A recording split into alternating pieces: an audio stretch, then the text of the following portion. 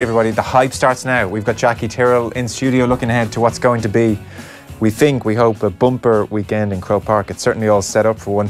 We'll go over to Germany after 8 o'clock as the nature of Mesut Ozil's retirement is causing consternation on all sides, really. Plus, League of Ireland with Dan McDonnell in studio. European action this week for Dundalk. We'll also talk to Michael Duffy after his Marco van Basten-esque strike last week. It's all on the way. 53106 is the text number. We're on Twitter at Off The Ball. Dan McDonnell here already. Hello, Dan. Hi, Joe. You're that enthusiastic for the League of Ireland slot. You've come in an hour and 25 minutes early. Get a good solid preparation in. And Richie McCormick here already. Hey, Joe. It was Marco van Basten-esque, Richie. I'm not over-hyping things, am I not? It was, yeah. It was a fantastic strike, acute angle, keeper to beat. It was good. Just his weak foot as well. Handy enough for him. Volleying with your weaker foot is no joy, is no small thing. It's a skill. It is joyous. It's a skill. It's tough. It's something he practices, I believe. So, you know, it didn't just come about by an old hit and hope thing either. Doesn't do his international standing any harm either, because I know he was on the radar of Martin O'Neill. Yeah, no, he is. By him a couple of times before he even turned up last week. He is, and Martin O'Neill went to the game on Thursday as well, and he's gone to a couple of Dundalk games now. So, you know, sometimes you think, is there any significance to be read into it? But you mentioned Shane Supple before, and there was something in that. So, yeah, I think he likes Duffy. I think he's again, this all comes from the same scenario where we're not sort of overflowing with an amazing array of options. And you know, someone with sort of his age profile who's doing well. I mean, there's a why not kind of attitude. Well, Graham Burke's, you know, at Preston now and very likely to be involved in a championship campaign going forward. So I think O'Neill probably takes the view, if he likes a player, maybe if he gives him a recognition, then that might get them a move or give him another option. So he's definitely on the radar anyway. We'll talk to Michael Duffy in the next hour and we'll ask him about his international ambitions. He was certainly, as you had said, in a Northern Irish squad a couple of years ago as well, but didn't actually play. So we'll see where he is with all that. That's on the way. But we should start with the big news of the evening. In some respect, it's no news, but we'll start the Newsround anyway. The Newsround is brought to you this evening with Screwfix.ie, championing the trade with a choice of over 20,000 quality trade products. And we were wondering, Richie, about this meeting between the people behind the Liam Miller tribute match and the GAA hierarchy. And we have news, but it's no news, really. Yeah, we're set into a holding pattern on this one at least. The GAA for the first time have said they're considering allowing Páirc Uí Chaoimh to host the Liam Miller tribute game. A joint statement from the association and the match's organisers said they held an open and constructive meeting on the matter today. It marks significant progress from the GAA, who cited legal advice last week in deciding to keep the Cork Stadium gates closed to the September 25th tribute. As things stand, the game will be held at a sold-out Turner's Cross. It's a situation that didn't impress former Republic of Ireland winger Damien Duff, who spoke to Owen on this morning's OTBAM. I think it's a disgrace. I think it's Gaelic people and whoever makes the decision saying rule books and they don't have their AGMs till next February. It's a load of crap. It's archaic. You know, it's just dinosaurs making decisions, you know. A young man has passed away, left a young family behind, and all they're looking to do is play a game that will bring people together. Firstly, it'll be a lovely occasion and will help Liam Miller's family. So I just find it absolutely disgraceful that they can't open the gates of their stadium for one day. So I think, I don't know, I don't read media or whatever. I'd like to think that's what everyone's feelings is on it, but I find it a disgrace, and it's just same old dinosaurs in GAA making the same old decisions. Are you surprised by what's happened? I am. My aunt. You know, you hear a lot about the GAA people. Yeah, I know they opened Croke Park for the senior internationals years back, but you know, it's absolutely ridiculous. Like I said, it's just a game of football, and that's all I can call them, dinosaurs. So I don't know. They're hinting now that they might open their doors. I don't know, it's PR-wise, I think it's been awful for GAA, and rightly so. But the thing is, it could have been such an easy PR win for them as well, had they made the U-turn straight away. Yeah. Oh, listen, even if they open the doors now and the game is played there, I still think they come out of it looking awful. So it's a lose-lose for them now, and it serves them right. So it makes my blood boil, and I can only imagine how everyone on the committee feels about it as well. So absolute disgrace, but not really surprised. Damien was speaking as he launched the autism charity As I Am's new initiative, the KeepyUppy challenge, calling on members of the public to keep a ball in the air for as long as possible and to share their video on social media using the hashtag KeepyUppy challenge. To donate €4 to As I Am, you can text football to 50300.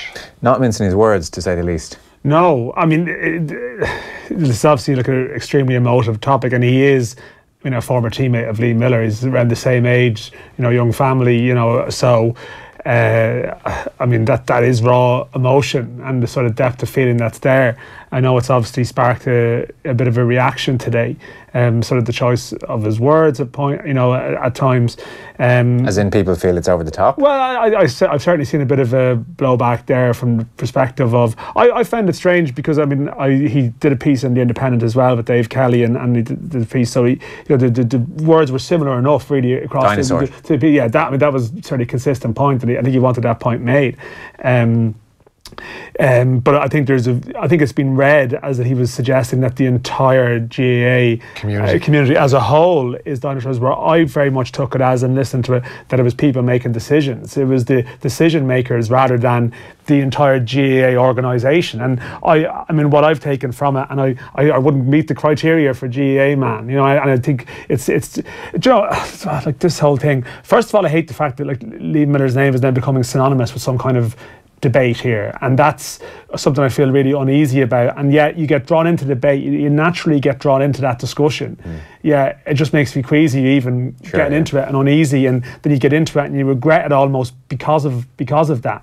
But I think it's been really positive how a lot of the GAA community responded to the decision. But Damien Duff's basic point is about, you know, decision makers, people in suits making decisions, and someone signed off on the press release that was, you know, about the legal action. Like, someone made that decision. Someone sat down and said, go for that. Yeah. And they would have done so with instruction from people of authority, and they have come out of it looking dreadful. Yeah. And using language that was so cold and inappropriate.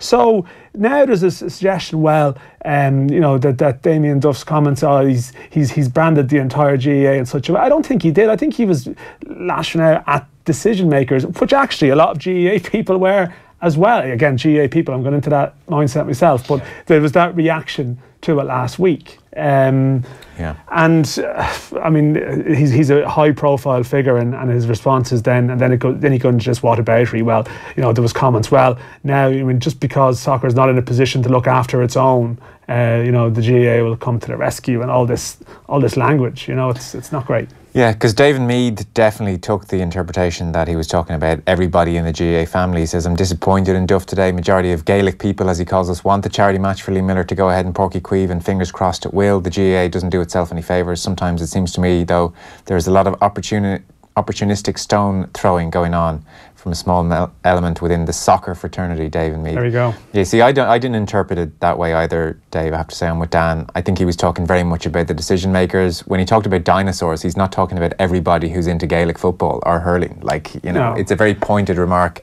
pointed at the people who made the decision. I didn't interpret that as every Gaelic person in the country at all, I have to say. Yeah, I mean, those feelings do exist. I mean, Damien Duff is working with Shamrock Rovers, you know, at the moment, who, I mean, 10 to 12 years ago had real issues when it came to getting into Tallaght Stadium.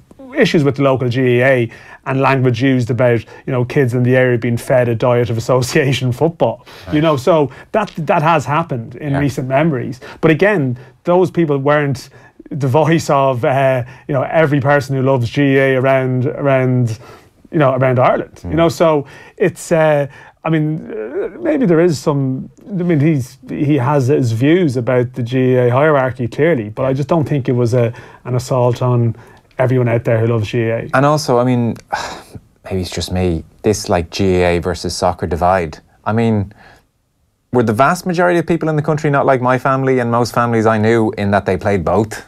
Like, yeah, played soccer and GAA. I never thought there was a thing there. There definitely is. I mean, even when I think about the way my father used to speak about soccer, as it's called, and he used to refer to it as that soccer football on occasion, despite the fact that it would like be something that he'd watch pretty much any time it's on TV. Go to any GAA club in the country on a Sunday across the winter, and what's on the TV? Exactly. But there is an ingrained sense, and you even look back and see people talking about Italia 90 and how the mood shifted. We don't live in an era whereby soccer was looked down upon. No. But that definitely happened within living memory for a lot of people. Well, not for Duff.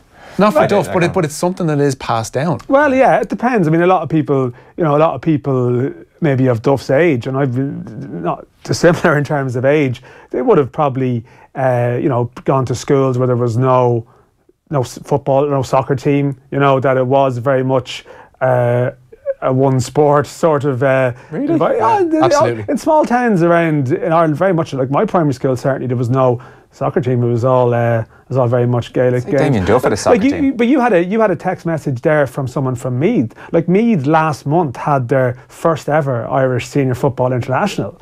It was clearly not a sport that was hugely strong. They kept getting sent off. No, but like too violent. No, but genuinely, people would have grown up and there would have been a vibe there. But I think that's gone. I think what people feel is that like there's no battle to fight now. No, like, there's not. GAA is a part of. It's a hugely successful, vibrant part of like modern Ireland now.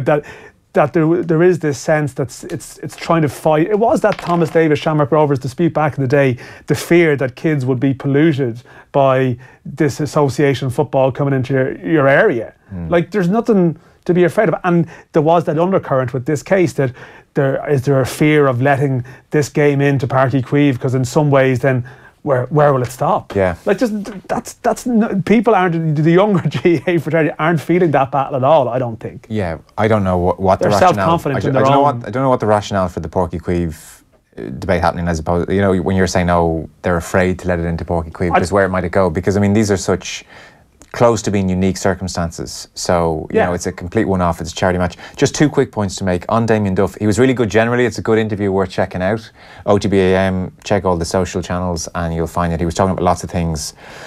Technically still thinks we're a good bit behind, and was talking about when he's training his 15s at Rovers, he does lots of ball work because he still feels we're not quite there as a football nation, because lifestyles effectively mean that we're not anywhere where we should be. And he was talking as well about 14, 15-year-olds with ego and how he knocks them back into shape pretty quickly as well.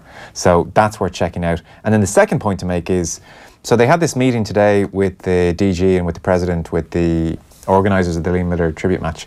Like, I was kind of thinking this would be a let's get together so we can rubber stamp that this is going to happen at Páirc Uí Chaoimh. Like, I thought the fact that they were going down to meet them, I was thinking surely they're not going down to say, by the way, it's definitely no. I mean, how many times do we have to tell you? I would have thought they were going into the room to go, right, let's make this happen. So whatever about the PR of the last week, if they go with a no from this point on. Oh, it's crazy. I mean, they might as well. But it's surely going to happen, but they maybe have to be seen to go through a procedure to appease maybe people who are on this side. Who are these people? We haven't had one text in saying Sodom. They're not people who text radio shows, Joe. They're people I assume it's the people who are looking at, well, this is the rules, this is the rule book. And I mean, there probably is some kind of fear in some areas about precedence. And they feel that this is a charity event. Oh, I know. I mean, again, we're not going to sit around and argue a point that I guess we're probably in agreement about. Yeah, okay. But I mean, if those people didn't exist, then I don't think there would have been a problem in the first place. They wouldn't have put in that line about legal advice in that press release last week. Donald's text in, I'm a 1990s child from rural Cork. Soccer was not allowed in our primary school. Bloody hell. There you go. I thought this was like a... Where have you been? Well, I thought this was like Liam Brady's kind of territory, not 1990s. No, that definitely happened. Like, I would have gone through... 1990s, widespread. It would have been prevalent enough, yeah. And like no rugby team either, or certainly it was a very much lean on one code. The whole football pitch has one set of goalposts there, playing games of football at break time underneath the GAA posts. Kevin McStay. Yeah, he has accepted a 12-week ban arising from his actions in Saturday's Super 8 meeting of Roscommon and Donegal. The Rossies manager was seen to lay hands on referee Kieran Brannigan and also threw a ball at linesman Neil Cullen in protest at not winning a free. The ban will see McStay miss Roscommon's final Super 8 meeting with Dublin at Croke Park the week after next. He claimed on Saturday that some linesmen acted in a precious manner, but did concede that his actions were wrong. I apologised at half-time to the referee. Apparently the ball struck him in the back of the head. That was absolutely an accident. I was throwing the ball back to where I thought the free would be, and then I realised someone said, no, he's called half-time, which, you know, I was annoyed. So I came in immediately to apologise. I'd never do that purposely. And by that stage he had said that I'd been aggressive to him, and he was complaining to the referee about it, and I suppose the referee had no option then but to take some action. So it's the one thing this association just can't seem to get right, is officiating, and you know, good officiating where the officials are all tuned in to what's going on around the place. Like, there's an awful lot going on in a football field these days that isn't even been refed at all. It's just let to the players to sort out. 12-week ban. He's going to waste one match. Yeah, in fairness to him, he's accepted the ban. I think that's the right thing to do. So Waterford, it seems, are going for a Cork man? They could well be, looking outside the county to appoint a new senior hurling manager. Cork's Pat Ryan has emerged as the leading contender to succeed Derek McGrath. The 1999 All-Ireland winner Ryan is a former Rebel selector and said to be the choice of the four-man selection committee charged with finding the new Daisha boss. Leinster will begin the defence of their Pro 14 title away to Cardiff Blues on Friday, August 31st. The fixtures for the forthcoming season released today. The Andy Friend era at Connacht will begin with the visit of Glasgow to the sports ground. That's on Saturday, September 1st. The same day we'll see Munster play host to the Cheetahs, while Ulster's season begins with the meeting with last season's runners-up, the Scarlets. That's at Kingspan Stadium. Meanwhile, the first round of Interpro fixtures comes in round 5, with Connacht playing host to Leinster on September 29th, while Ulster will visit Thomond Park and Munster on the same evening. That's the first of 2 rounds of Interpro fixtures that'll take place immediately before the start of the Champions Cup and Challenge Cup pool stages. Shane C. Lads graduated from CBS Roscommon in '96. Soccer was played in the yard, strictly not allowed on any of the pitches. In my primary school in Wexford, early 90s, we weren't allowed to play soccer, only played GAA, says Ed. Okay, I'm standing badly corrected here then. I went to St Vincent's Glasnevin. John Horan, current GAA president, brought soccer into the school for the first time. Asked Kenny Cunningham. I played with him on that team. Yeah, we've actually talked to Kenny about that before, and he mentioned John Horan bringing it in. Hi lads, I'm from rural Meath. I can confirm that even now, sometimes I feel my local soccer club is on a par with table tennis with local support. It's a God-fearing GAA heartland, unfortunately, says Darren from a hill in Meath. Certainly I do find, even where I grew up in Selbridge, the GAA team would bring out support like nobody's business. Like the local soccer teams, Ballyulster and Selbridge Town, it was families only really. Whereas a GAA match that Selbridge were playing, if you'd no relation on the team, you would still just go and watch the GAA thing. And that's such a good thing about the community aspect of it. But like it's rooted going back. Like part of the debates arising from this is, well, why isn't like soccer in a position to be doing anything? Oh, look at the facilities around the country. But you know, the GAA was part. It was an official wing of the state. You know, with our old traditional powers. But I mean, that's the old GAA. And just when people are referring to that time, like it did exist. It did happen. It's changing now. But I mean, those stories bear it out. Then again, there's Mike who said, I went to primary school in Naas in the 60s. We played soccer. We even had Subbuteo competitions. There you go. I'm a student from... Naas is a metropolis. I'm a student from the 2000s who attended a rugby school. No GAA allowed there, says Noel. That's in Louth. Yeah, it does work both ways. It certainly did work both ways, yeah, absolutely. That's not on. Where are we going? Tour? Yeah, Julien Alaphilippe won his second stage of this year's Tour de France on an eventful trek to Bagnères de Luchon. A farmers' protest forced the intervention of police after just 29 kilometres, with authorities using pepper spray to break up the protest. The likes of race leader Geraint Thomas and Chris Froome were among those affected. Adam Yates fell when he looked on course to win the stage, and earlier Philippe Gilbert had been leading the stage before losing control and careening over a wall on the descent of the Porte d'Aspet. He recovered and was awarded the most combative rider award for the day. There's no change in the race for the yellow jersey, with Thomas holding a 1-minute 39-second lead over Chris Froome. Dan Martin stays 10th on GC. He's 6 minutes and 54 seconds down on yellow. Meanwhile, the Jose Mourinho circus is in full swing 2.5 weeks before the start of the new Premier League season. In a not so subtle manner, he's said to be none too plussed with the business done by the club this summer. Mourinho was speaking at UCLA ahead of Thursday's International Champions Cup meeting with AC Milan. With the squad as you have now, would you be confident of challenging for the title next year, as it stands now, with no more new players? I don't answer to your question. May I ask why? Can we keep the questions on the tournament, please. That's what we're here for. Are you getting everything you wanted out of this trip so far? No. Oh my God.